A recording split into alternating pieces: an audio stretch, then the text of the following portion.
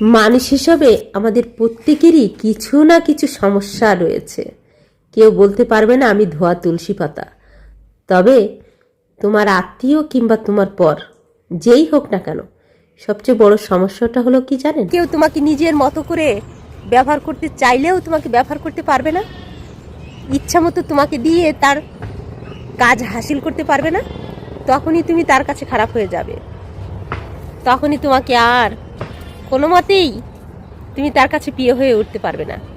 সেটা যেই হোক না কেন, নিজের মানুষ হোক আর অন্য মানুষও হোক। এই হচ্ছে দিনীয় নিয়ম। এই জন্য মানুষকে সবচেয়ে বলা হয় কি জানেন? সবচেয়ে বেশি স্বার্থপর বলা হয়। মানুষকে সবচেয়ে বেশি স্বার্থপর হিসেবে গণ্য করা হয়। রোদ চলে গেছে বন্ধুরা, এই জায়গাটার দৃশ্যটা দেখো কত অপূর্ব।